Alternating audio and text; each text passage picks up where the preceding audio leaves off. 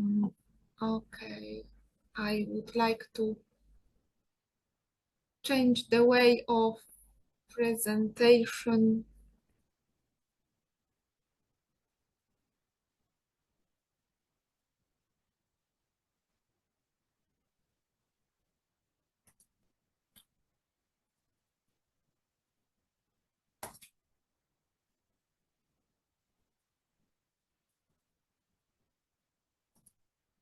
Okay, I think now it's okay. Yes, please. Please go ahead.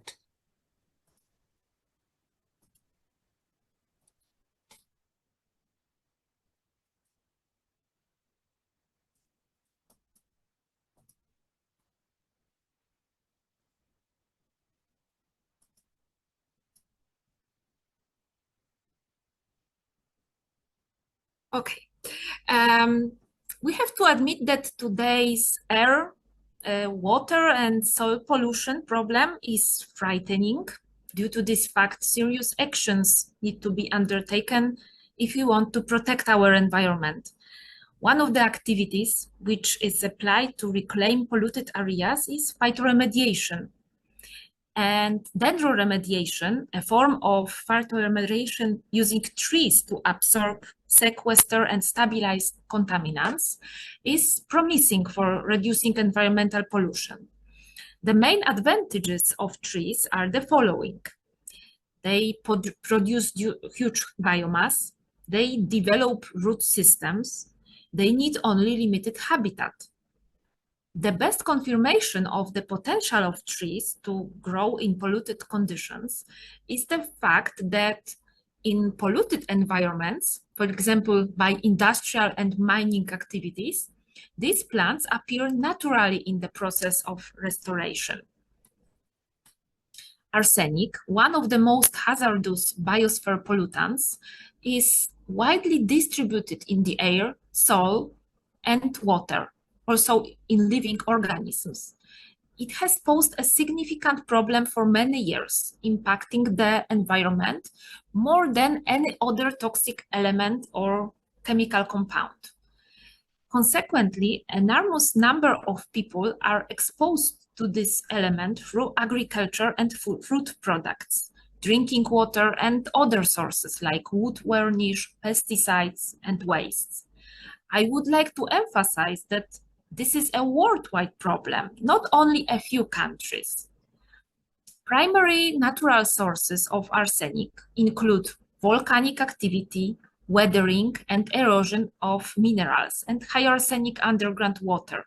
But anthropogenic sources, including mine exploitation, mining products concentration, and pesticide usage, may also release arsenic to the environment, leading to a more terrifying arsenic pollution than natural ones. Studying chemistry of arsenic in the environment is complex due to many different chemical forms of this metalloid. Current studies mostly emphasize inorganic arsenic forms, which are predominant in aerobic and anaerobic soils: arsenite, arsenic-free, arsenate, arsenic-5, respectively. Arsenic-free is considered as more soluble, mobile, and cytotoxic than arsenic-5. On the other hand, the most common organic forms of arsenic in soils are monomethyl arsenate, MMA, and dimethyl arsenate, DMA. Speciation of arsenic is dynamic because of their interconversion, for example, of arsenic-free to arsenic-5 through redox cycling and methylation to organic forms by a methyl group in inorganic arsenic structures. And it is well characterized, the detoxification mechanisms in a wide range of organisms, from bacteria to mammals, and probably in plants, but not trees. Also, forms of arsenic are treated as more harmful than organic forms to living organisms. I would like to underline, however, that some researchers have found organic arsenic to be more toxic compared to inorganic forms. There is increasing evidence to suggest that methylated metabolites of arsenic cause oxidative stress, cytotoxicity, and may be carcinogenic for exposed organisms. The possible higher detoxification of, for example, DMA in relation to inorganic forms has been presented in my previous study, where seedlings of almost every studied tree species were not able to survive under DMA, while in the case of inorganic forms, the growth of plants was not disturbed.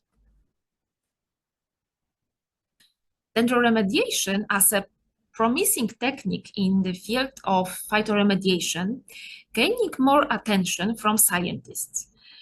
Increasingly, studies are being published on the subject, showing that certain tree species can help remove pollutants from the soil. Since the numbers speak best for this, I have prepared a summary indicating the number of publications. Please see. This growing body of research emphasizes the potential of dendroremediation in environmental cleanup. The rise in publication of this method in recent years highlights its importance and novelty in finding sustainable solutions for pollution control. Also, a lot of hydroponic and pot experiments must be undertaken to put phytoremediation, also dendroremediation, into action and find proper plants. Commonly, research on the hydroponic and the following pot systems is the first step in such investigations. Every environmental factor needs to be well controlled and described to find conditions that can help understand the essential growth mechanisms. However, during this first step of the study, several mistakes were made. Most studies provided little data on the stability or changes of the arsenic forms in the medium and plant tissues during experiment. It turned out that many studies are based on wrong basis, and researchers provided misinterpretations. On the one hand, some papers described experiments with the addition of only one form of arsenic, most often arsenic 5, less arsenic 3, to the substrate, with the results reporting the effect of arsenic on plants in total, not that of particular form of the metalloid. Also, many studies described plants growing in solution with the addition of one arsenic form only. However, the presented result failed to consider conversions between the metalloid forms during the experiment, as well as in pots and in plant tissues. Another problem is that only short-term arsenic uptake, up to 7 days, was typically investigated. It is also not without significance that the medium with arsenic was replaced many times during the investigation in most of the described hydroponic experiments. It was usually explained by the need to maintain a constant metalloid concentration or prevent the oxidation and reduction processes. However, it must be considered that it does not stimulate natural plant growth conditions and may further stimulate plant stresses, additional plant stresses. So the idea of the study was to conduct experiments in controlled conditions so as to minimize the influence of external factors. 2 species of trees were selected, which in previous studies had been confirmed as being able to grow effectively under conditions of arsenic exposure, but known for the completely different growth dynamics. Fast growing Tilia cordata and slow growing Quercus robur. Systems were prepared with the addition of different forms of arsenic separately. The addition of arsenic 3, arsenic 5, and DMA, and of course control systems. In order to be able to examine the changes occurring at different stages of growth, different sampling dates were selected. Samples were taken both after a few hours from the start of the experiment and after a few days. Each time, whole plants and nutrients solution from pots were collected for testing.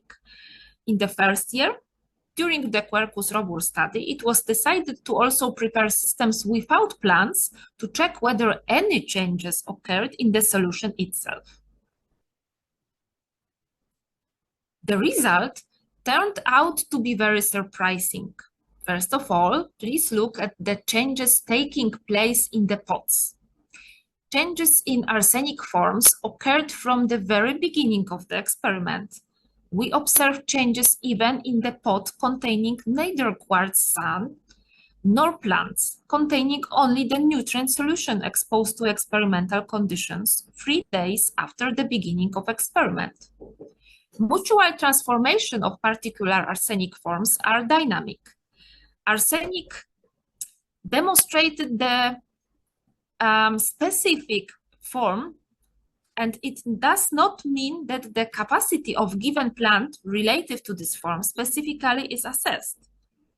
The greatest dynamics of changes occurred, of course, in the pots in which the seedlings were grown, which indicates a significant influence of roots and their secretions on changes in the form of arsenic in the substrate. The results for plant organs also very surprise. Changes in arsenic forms occurred from the very beginning of the experiment in the organs of the plant tested. The changes in forms occurred with different dynamics in different organs of the trees studied. It turned out that the studied species Quercus robur exhibits different mechanisms of transforming the forms of toxic metalloid depending on the form it was exposed to and the beginning of the experiment. However, it should be clearly stated and repeated that even if we know what form of arsenic we added to the pot on the day of the experiment began, the symptoms and effects we observed are the results of the action of different forms that were created in the environment. And this environment is constantly changing. When we decided to examine the second species, Tilia cordata, in a similar way, the results again surprised us. The study confirmed that those trees can convert more toxic forms into less toxic ones. The dynamics of metalloid form changes indicated that Tilia cordata transforms arsenic forms according to their needs, which may give tree species an advantage in phytoremediation techniques.